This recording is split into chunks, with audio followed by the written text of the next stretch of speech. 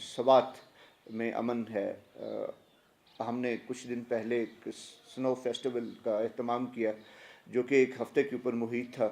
उस एक हफ़्ते के अंदर बहुत से सयाह मुल्क के तूलो अर्ज़ से यहाँ पे तशरीफ़ लाए, बहुत से सीनियर अफसरान आए और फैमिलीज़ ने सवात का विज़िट किया और पूरे मुल्क में एक बहुत अच्छा पैगाम पहुँचाया कि सवात में अमन है, सवात के लोग अमन पसंद है और वहाँ पे कोई दहशत गर्दी नहीं है। चुनाचे सवात में आएँ और कुदरत की दी हुई खूबसूरती से लुत्फ़अंदोज़ हों और यहाँ पे टूरिज़म को फ़रोग़ दिया जा सके। ये इस बात की गमाज़ी करता है कि इस पूरे ख़ित्ते के अवाम, इस पूरे ख़ित्ते के मशरान साहबान और जो कानून नाफिज करने वाले जितने भी इदारे हैं वो बढ़ चढ़ के इस खिदमत में हिस्सा ले रहे हैं, तब ये अमन कायम है। गो के आज ये कहना बड़ा आसान है कि अमन है। ये अमन कैसे है, ये आपसे ज़्यादा और कौन बेहतर जानता होगा कि ये कितनी कुर्बानियों का समर है, कितना खून बहा है इस अमन को कायम करने के लिए।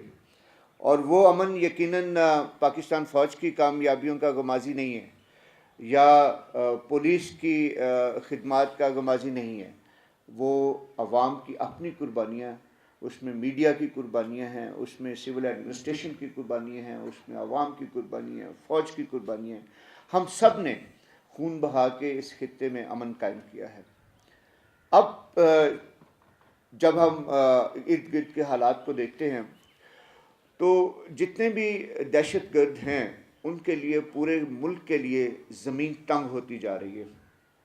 बेशक वो औरकज़ई में नबुर्द आज़मा हैं फ़ौज के साथ, बेशक जो फ़ौज के पास होंगी या फ़ौज और पुलिस मिल के कायम करेंगे।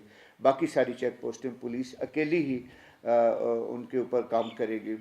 बहुत ज़्यादा शिकायत थी कि जी हमारे घरों में लोग झांकते हैं, छोटी छोटी पोस्टें हैं, गांव के अंदर हैं, अभी उनकी ज़रूरत नहीं है।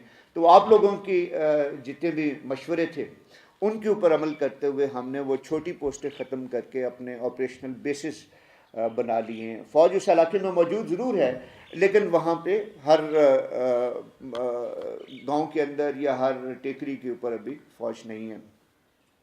और ये एक तरफ तो इस बात का गमाज़ी करती है कि अमन है और अमन कायम रहेगा, लेकिन दूसरी तरफ आपके कंधों के ऊपर और ज़्यादा ज़िम्मेदारी आयद हो जाती है। जैसे जैसे फ़ौज इलाके में से हटती है, आप मशरान साहबान जो हैं आपके ऊपर ज़्यादा ज़िम्मेदारी आयद हो जाती है कि उस इलाके में अगर कोई बाहर से बंदा आता है तो उसी वक्त आपने इत्तला करनी है। पहले तो फ़ौज थी और फ़ौज उस इलाके के अंदर पेट्रोलिंग करती थी, गश्त करती थी, लोगों के घरों से चेक कर लेते थे कि कौन इस इलाके में नया आया है, कौन नहीं है, कौन पुराना है, कोई यहाँ पे कोई प्लानिंग तो नहीं कर रहा या किसी को धमकाने की, डराने की कोशिश तो नहीं कर रहा। तो ये हमें फर्स्ट हैंड इंफॉर्मेशन मिलती थी फ़ौज से। अभी वो वाला सिस्टम थोड़ा सा कम हो गया है, आपके कंधों के ऊपर जिम्मेदारी ज़्यादा आ गई है कि अगर उधर फ़ौज नहीं है तो आपने फ़ौज को ये इंफॉर्मेशन देनी है, आपने जाके ये इत्तला पहुंचानी है फ़ौज को या पुलिस को, जिसको आप जल्दी से जल्दी इत्तला पहुंचा सकें कि इस इलाके में कुछ दहशतगर्द आ गए हैं। कुछ माजी के ऐसे भी वाक़यात हैं और माजी करीब के वो वाक़यात हैं कि एक घर के अंदर असला दफन है और 2 साल हो गए ऑपरेशन को ख़त्म हुए हुए, वो असला उसी घर में दफन है। घर के मालिक को पता है, उसकी बीवी को पता है, उसके बच्चों को पता है कि यहाँ पे 15 राइफलें पड़ी हुई हैं और हमने जो हमारे पास पकड़े हुए हैं उन्होंने, उनमें से कोई एक आदमी इंफॉर्मेशन देता है कि जी फलाने घर के अंदर हथियार अभी तक छुपाए हुए।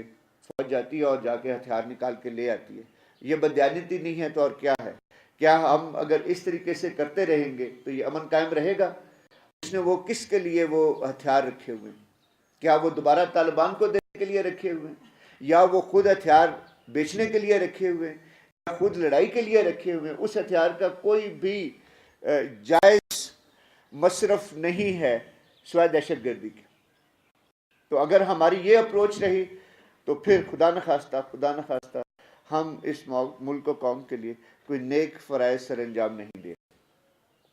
आप सब भाइयों से मेरी पुरज़ोर अपील है कि अगर आपको पता चले किसी खेत में, किसी मस्जिद में, किसी घर में असला छुपाया हुआ है या एमुनिशन छुपाया हुआ है, ایکسپلوسیو چھپایا ہوا ہے، ابھی بھی ہمارے پاس وقت ہے، وہ امیڈیٹلی فوج کو رپورٹ کریں تاکہ ہم وہاں سے نکال کے اس کو سیکیور کر سکیں، کیونکہ یہ گرمیاں ہیں، یہ بہت ہی کریٹیکل ہیں ہم سب لوگوں کے لیے۔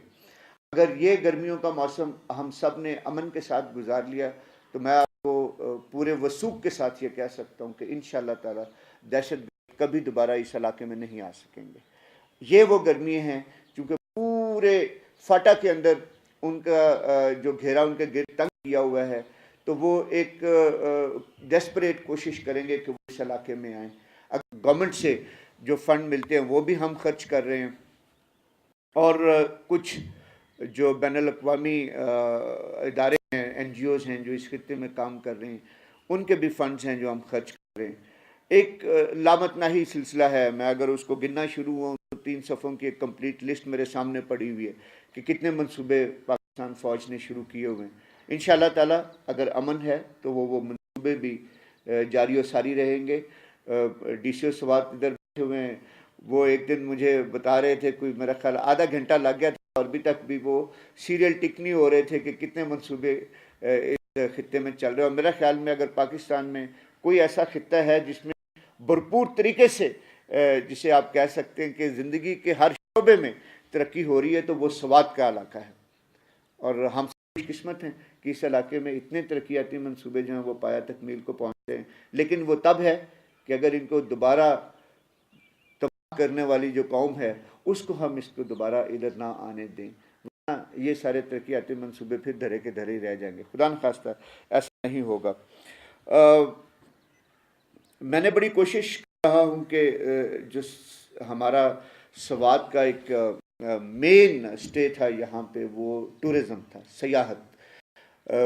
ہم نے سنو فیسٹیول کے ذریعے پورے ملک میں یہ خبر بھی پہنچائی ہے۔ ہمارا جتنا بھی آگے منصوبے ہیں پورے سال کے، اس میں ہم نے tourism development corporation of Pakistan کے کیلنڈر میں ہمارے سارے ایونٹ جتنے بھی ہیں وہ ڈالے ہیں تاکہ پورے ملک میں ان کی تشہیر ہو۔ جب بھی کوئی ٹورزم ڈیسک پہ فارنر بھی جاتے ہیں، پاکستانی بھی جاتے ہیں، تو ان کو پتہ چلے کہ سوات میں کیا ہونے والا ہے۔ اس میں کھیلوں کے مقابلے ہیں، اس میں ہمارے جو شجرکاری مہم ہے وہ بھی شامل ہے، اس میں ماؤڈن کا علاقہ ہے کالام سے آگے، وہاں پہ اس سال ہم ایک فیسٹیول کر رہے ہیں خیبر پختونخوا گورنمنٹ کے توسط سے۔ میری یونٹ وہاں پہ جو ہمارے انجینئرس کی یونٹ ہے اس نے وہاں پہ راستے بنانے شروع کر دیے ہیں، اور برف ختم ہوگی، جھیل دوبارہ بن جائے گی تو انشاءاللہ تعالی پاک فوج کی ایفرٹ سے ہم وہاں پہ بھی ایک میلے کا انتظام کر رہے ہیں جس میں بہت ٹورسٹ آئیں گے۔ شاید پہلے مرتبہ ہوگا کہ پاکستان کے لوگ ماؤڈن میں بھی جائیں گے۔ اور میں آپ کو بتاؤں، اتنی چھوٹی چھوٹی جھیلیں، اتنے چھوٹے چھوٹے سوئٹزرلینڈ میں دیکھنے کے لیے ہم لاکھوں روپے خرچ کر کے دیکھنے کے لیے وہاں پہ جاتے ہیں۔ اللہ تعالیٰ نے ہمیں وہ نعمتیں یہاں پہ اپنے گھر میں دی ہوئی ہیں، ہم ان سے مستفید نہیں ہوتے، یہ ہماری بدقسمتی ہے۔ ہم اس دفعہ اس کو بھی ریوائیو کریں گے۔ کلام میں میلہ ہے، دیر میں سپورٹس فیسٹیول ارینج ہو رہا ہے، یہاں پہ آل پاکستان گولف کا ارینجمنٹ ہم کر رہے ہیں۔ تو ایک بھرپور کیلنڈر ہے، میں ان کی پوری لسٹ ابھی دہرانا نہیں چاہتا، وہ کئی بار میڈیا کے سامنے میں دہراتا رہتا ہوں۔ وہ پورے سال میں انشاءاللہ تعالی ہم شروع کریں گے۔ کھیلوں کے مقابلے آلریڈی شروع ہو چکے ہیں، جو مئی میں ہمارا یہ پلان ہے کہ اس سال انشاءاللہ ہم پورے 4 صوبوں سے ٹیمیں بلائیں گے، جس میں فٹ بال ہے، والی بال ہے، کرکٹ ہے اور ہینڈ بال ہے۔ 4 صوبوں سے ٹیمیں یہاں پہ آئیں گی، اور پھر سوات جن کی ایک ٹیم ہوگی جن کے ساتھ وہ مقابلہ کریں گے، اور یہ ملکی لیول کے اوپر اس ٹورنامنٹ کو لے کے جائیں گے۔ تو یہ وہ ساری کاوشیں ہیں جس سے ہم پوری دنیا کے لوگوں کو، پورے پاکستان کے لوگوں کو سوات میں مدعو کرنا چاہتے ہیں۔ لیکن یہ سب ممکن تب ہوگا اگر ایک پائیدار امن اس علاقے میں ہے، اور جس کے لیے ہم سب کی کاوشیں بہت ہی اہمیت کی حامل ہیں۔ اور مجھے یقین ہے کہ انشاءاللہ تعالی آپ سب حضرات مل کے بالکل وہ ایک مٹھی کی طرح اپنی پوری ایفرٹ لگائیں گے، اور انشاءاللہ تعالی ہماری کوششیں کامیاب ہوں گی انشاءاللہ تعالی۔ میری دعا ہے کہ اللہ تعالی ہم سب کو اپنے حفظ و امان میں رکھے، اور ہمیں یہ توفیق دے کہ ہم دل و جان کے ساتھ اس ملک کی خدمت کر سکیں اور اس علاقے میں امن رکھ سکیں۔ آمین۔